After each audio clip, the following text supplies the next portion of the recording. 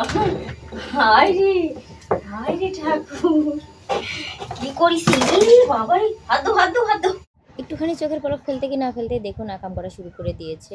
কি আর বলবো, মানে সবসময় ও আমার সাথে এরকমই করে। বেশি কিছু বলতেও পারি না, কারণ অসুস্থ লেগেই থাকে সব সময়, সব সময়। তো কাদের কাদের মানে বাড়িতে ছোট বাচ্চা আছে আর এই কাজ করতে এরকম ঝামেলা করে, অবশ্যই কমেন্টে জানাবেন। আর আজকে কিন্তু আমি হচ্ছে একদম নতুন একটা রেসিপি বানাচ্ছি, চিংড়ি মাছের বড়া দিয়ে তরকারি রান্না করছি, একদম নতুন রেসিপি। চিংড়ি মাছগুলো যদি হচ্ছে বড় হতো তাহলে আমি একটু গোটা গোটা দিয়ে তরকারি রান্না করতাম, কিন্তু চিংড়ি মাছগুলো অনেক ছোট হওয়ার কারণে আমি বেটে দিচ্ছি। বেটে বড়া বানাবো আগে, তারপরে হচ্ছে তরকারিতে দিব। আর তো আমার ছেলে শুরুতে কী করছে দেখতেই পেলেন, এই তো দেখুন ওর অবস্থা। আমি একটু রান্নার প্রস্তুতি নিচ্ছি, সব গুছিয়ে নিতে গেছি, মানে চোখের পলকে শুধু উঠে গেছে আর আসছে, এর মধ্যে ও বাটতে বাটতে রেখে গেছি। ও এসে আবার মরিচ ওর মধ্যে রেখে ডলতে শুরু করে দিয়েছিল। তো আমার বাটাবাটি শেষ। এখন হচ্ছে এখানে কিছু কালো জিরা নিয়ে নেবো, হলুদ দিব, লবণ দিব, দিয়ে একটুখানি চালের গুঁড়ো দিয়ে ভালোভাবে মাখিয়ে নিব। আর ওখানে হচ্ছে আদা রসুন এবং হচ্ছে জিরা একটুখানি বেটে আমি নিয়েছি এই বড়াতে দেওয়ার জন্য। চালের গুঁড়ো দিচ্ছি এই কারণে যে চালের গুঁড়ো না দিলে যদি আমি বড়াগুলো এমনি ভাজি তাহলে তরকারিতে দিলে ঝুলে দিলে গলে যাবে। আর এই চালের গুঁড়ো দেওয়ার কারণে বড়াগুলো হচ্ছে ঝুলে দিলেও মানে শক্ত থাকবে, মানে আস্ত থাকবে, ভেঙে যাবে না। তো এখানে আমি কড়াইয়ে হচ্ছে তেল দিয়েছিলাম, কড়াই মানে গরমও হয়ে গেছে তেল।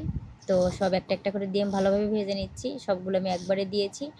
আর খুব ছোট ছোট করে আমি দিয়েছি যাতে তরকারি রান্নার পরে মনে হয় যে সয়াবিনের তরকারির আমি রান্না করছি। আর ঠিক ছোট ছোট করে সয়াবিনের মতো করে আমি বড়াগুলো বানিয়ে নিচ্ছি।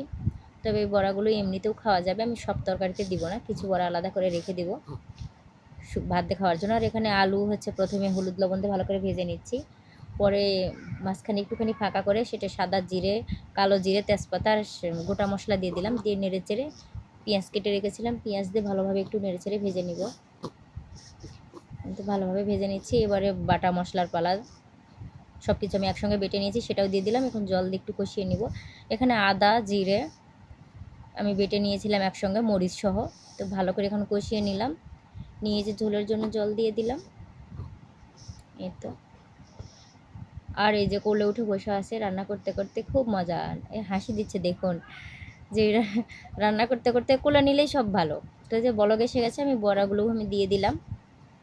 এখন একটুখানি ভাজা মশলার গুঁড়ো দিয়ে দিলাম, দিয়ে তরকারি নামানোর আগে ভালোভাবে দিয়ে নেড়ে চেড়ে যে তরকারিটা আমার হয়ে গেছে, এখন ঢেলে নিলাম। তো সবাই প্লিজ ফুল ভিডিওটি দেখবেন, আর কেমন হলো অবশ্যই কমেন্টে জানাবেন। মানে কি বলবো, এত তাড়াতাড়ি করে ভয়েস দিই, কথা বলি, বাচ্চা নিয়ে মানে খুবই সমস্যা হয়। তোমার তরকারির ফাইনাল লুক দেখুন, এই যে।